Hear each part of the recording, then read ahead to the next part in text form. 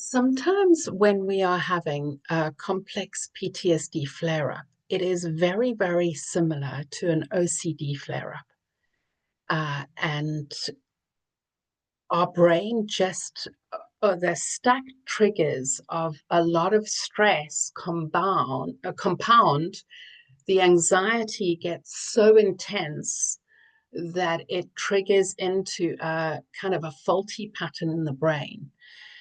That a faulty wiring that you might call it like PTSD, a complex PTSD loop or an OCD loop, whatever it is that feels the most true for you. And I want to share with you what is happening in the brain so that you can just catch it when you notice yourself spiraling and you may be thinking, I've made such a mistake, I'm going to die.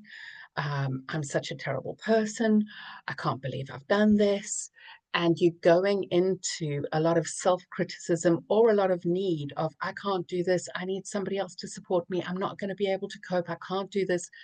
When you find your brain going into these spiraling loops where there is a faulty wiring and your brain is going into a place of deep distress, what we want to acknowledge is that this is the brain stuck in a faulty loop. And so I'm just going to share with you what is happening in the brain so that you can catch it and remind yourself.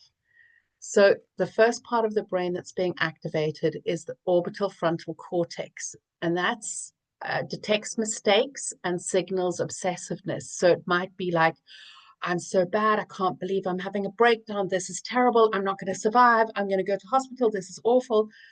And you start, even because you're feeling distressed or anxious or needy, you detect this emotion, and this part of the brain has become faulty, and so it decides and decodes that this deserves punishment. And so then it spirals with the cingulate gyrus into where it links this punishment information into emotional responses and behaviors and actions. So the emotions may be like terror, anxiety, and this then triggers to the whole nervous system, and you start to get very panicky, and your heart might race, you might feel clammy, you may get insomnia, you might, to the worst parts, have, it will go into self-criticism or criticizing others, blaming them, paranoia, psychosis, hallucinations. And then you may do actions that perpetuate it, like pacing, locking the doors, worrying about your safety. And the challenge in these moments is that it is linked to the amygdala, and the amygdala is the storehouse for all your emotions and traumas. And then it may lead to you having intense flashbacks, nighttime terrors, and these all feed into your fears and worries, and they exacerbate them. And there's also part of the brain that's called the caudate nucleus, which gets stuck and floods the signals from the amygdala to the orbital frontal cortex. So it's like a superhighway of taking the trauma to the frontal cortex. And then instead of the cortex being able to think clearly, communicate clearly, have compassion and love, it's looking for more threats, things that are wrong, and reasons to punish you. It's a shit, fucked up system that is just because the anxiety and the stack triggers are just looping in this soup of terror and hell. And so in this moment, when you notice that your brain is looping, your nervous system is in a pile of, just completely hypervigilant and alert and stressed out, you really want to catch it and say, oh, my brain is in this faulty circuitry of complex PTSD or OCD or rejection sensitivity dysphoria. They're all very similar in how the brain works. They all get stuck in a loop. I am bad. I'm terrible. Everything's going to go bad. This is terrible. What's going to go wrong? And they just loop around. So as soon as you notice the worrisome thoughts or the urges that intrude your consciousness, like I'm going to get hurt, or there's some sort of danger, or I'm a terrible person because I made a mistake, the more that you focus on the mistake or on what a bad person you are, the worse your condition becomes. And it just spirals and loops between this. So it's essential that when you catch that thinking, or you notice that your body is really hyper aroused and stressed, that you de-link this faulty wiring in the brain. What can help is to name it and go, I'm in an OCD loop. It helps also to look at the difference between an OCD brain and a normal brain, because then that gets you a moment to be able to go, oh, wow, shucks, that OCD brain looks so scary and overwhelmed and stressed. I'm just going to put it up for you for a second so you can see it. And you can see the complete overwhelm of this OCD brain. It's very similar to what would show up in complex PTSD and in rejection sensitivity, where everything is fired up and feeling like hell.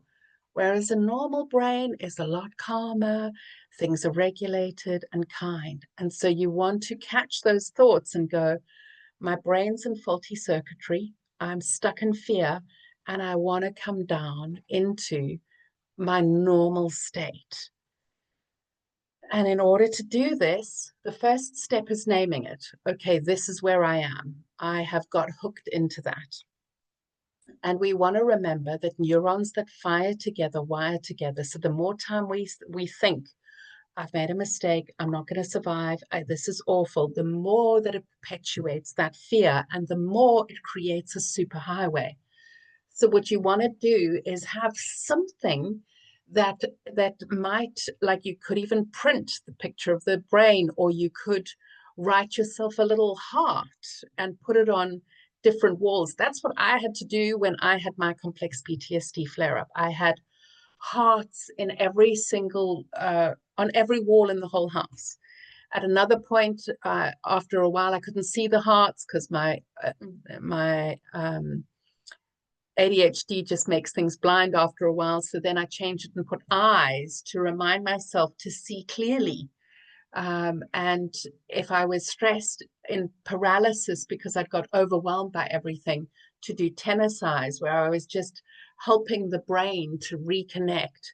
It can help to do just gentle bilateral stimulation, but check, is doing this and what speed of doing a butterfly hug is soothing that circuitry, or because sometimes if you're going like this really fast, it can make things more intense. So you want to find the rhythm and the pace that is actually calming for the nervous system.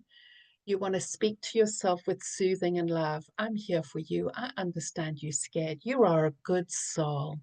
And I love you so much. And I'm right here for you. And I can get this is scary and hard. This is just a faulty wiring of the brain, and it's going to be okay. We are going to get through this. It is all right. And then I want you to connect with noticing that when you are in this faulty wiring, that it creates that level of feeling. It creates a vast energy of neediness, desperation, of feeling like your self-worth is on the floor and somebody else has to rescue you because the torment in your brain is so much. And it makes sense that you're there because your self-worth feels so terrible because you feel you've made a mistake and you're so awful. What I want you to do is pick your self-worth up. I want you to be kind to yourself, to that part of yourself that thinks it made a mistake, and say, I am so sorry that at that point you were so stressed. And that's the capacity and the skill that you had at the time. And given the information that you had at the time, that's what you did. And future me is going to be able to work through this. Right now, my job is to get myself safe and secure until I'm ready to be able to handle this. And then I want you to look to the future, and I want you to see miracles and kindness and goodness, and envision things that are good. Envision things that are beautiful and kind to you. So, and this is not just about bypassing and being Pollyanna, Pollyanna of everything is just wonderful. This is letting your brain rewire for the goodness that's in store for you, and believing in the miracles that are possible for you. So it might take a moment to look at other miracles that have happened in your life and go, look, miracles have happened before. They could easily happen right now. Things could go my way. And ultimately, the world is shifting for goodness and love. And then I want you to get glimpses of things that you want to create in your future that maybe you definitely don't have capacity right now for. But I want you to think of magical moments. It may be swimming in the sea and feeling wild and free. It may be dancing in a group that is just so enlivening and loving. It may be sitting around a fire with people that you love. It may be feeling just so secure in a home where you just feel, I'm here and I'm loved and this is safe and secure. Here's the thing, is that I have been homeless, and I was homeless for about a year, but I never slept on the street. Some random stranger, literally random strangers who I had never met, would offer me a place to stay. And so I slept in all sorts of weird places that probably were maybe a little bit more dangerous than I should have been, but I had boundaries, and none of those people harmed me. One did. But mostly they were really lovely, supportive, cooked for me, kind to me, because I had just completely broken down and was non-functional. And it took a year to be able to get to a place of functionality again. I think I was about 27. And it was such a challenging year. But what I kept doing every day is waking up and going, something wonderful is going to happen today. And before I go to bed, I would say, there's going to be a miracle that's going to come my way. Something good is going to happen to me. And every day I would tune into that and ask, where do I go to see this miracle? Or who do I contact to hear something good? And I kept, on the one hand, loving and caring for myself and letting myself know, you're not bad because you're in this situation. This is trauma because you've gone through so much. And now I get to love you, to weave the love and care and goodness into you that you've always deserved. So I'm just going to remind you, one, this is a faulty circuitry in the brain where the fear and the neediness are all linked together and screaming inside, where you're having a breakdown and it's just feeling utter hell. It's because of the levels of stress and everything got so much that it's just like what happens in a home when there are too many sockets being used and too many, and the system gets overloaded and it just trips. And then it needs to get rewired. That's what's happened. It's not something bad. It's not something permanent. It's just for now, because there have been so many stresses in this one moment that have just led to this faulty circuitry. So one, we need to catch it when our brain is looping in that. And we can say, oh, sweetie, I'm so sorry that your brain's in this trauma loop or a fear loop or OCD loop or complex PTSD loop or rejection sensitivity loop, whatever you want to call it, that feels aligned with you. This crazy breakdown loop, whatever it is, acknowledge what it's making you feel. So you know that that is linking to this fear, this neediness, and say, of course you're feeling desperate. Your brain is in a faulty circuitry, and this is so hard to be with. I'm here for you, sweetie. You haven't done anything wrong. You're a precious human. I'm right here for you. Feel where the neediness is, the fear is, the brokenness is, and let it know I'm here. And this is a moment in time. And let's look at other moments where we've broken through something and got to the other side and say to these parts, you see that? You see, we got through that. We're going to get through this too, darling. It's going to be okay. Look, these are the things we've got to look forward to. And then that's the third thing I want you to do is remember the goodness that is out there. And do imagine, if you can, set an alarm 15 minutes a day where you are just focusing on things that you would love to happen in your life. Things like going to the beach and swimming, or whatever delights you, like having a secure home where you are touching the walls and saying, thank you for giving me security and love. I love being here. I want to stay here. I'm so grateful to you for your protection and love. And if stormy times come and the candles are there, I want you to light the candles, but as you're lighting the candles, I want you to imagine this is the light of love or the light of whatever goddess or spirit guide or angel that you can imagine, that you imagine that light around you is the spirit of these angels coming to be with you so that you are not alone in it. And in that darkness and storminess that's around in your life, acknowledge this is a storm of the brain and a storm of the environment, all mirroring each other. Of course, I feel scared. And there is so much goodness to look forward to. And I want you to spend as much time as you can visualizing the good and empathizing with you, catching any time you are looping and saying, oh, sweetie, this is hard for you having this loop in the brain. I really get how challenging it is. I love you. I care for you. I'm with you. And brain spotting really helps because underneath this, where I was saying were all the stresses and the triggers, brain spotting and trauma processing helps to clear away the trauma that's underneath those. And then the brain can settle down and get into a calmer state where things are flowing, where your optical cortex is more rewarding you for goodness and not just spiraling in punishment and causing anxiety and neediness and fear. So when you notice the neediness, you notice the fear, you notice the panic or the worry or the terror, catch it, let it know.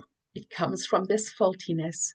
It's not as well as the trauma that's happened, and that you deserve so much love and care and goodness, and let yourself know things are going to get better. This is a moment. It's a break. Even though it's a breakdown, it's just a break. Like you have a break at school, this is a break, and it's gonna shift back into health and love and care and goodness. And here's the thing that I know of myself, that every time I've had a breakdown, and I don't know, maybe I've had 4 or 5 in my life, maybe 3 or 4, I don't know, but like strong flare-ups where I'm in these loops. Every time I come out stronger than I was before. I come out more loving, more wholesome, more resourced, and more skillful. And my life gets better every single time. And so now when the breakdowns happen, I don't resist them because I know that there's going to be a breakthrough. And the breakthrough is going to level up my life to a better life. And so it really helps to remind yourself of the better life that you're going to be creating. All right. I'm sending you so much love and care and goodness.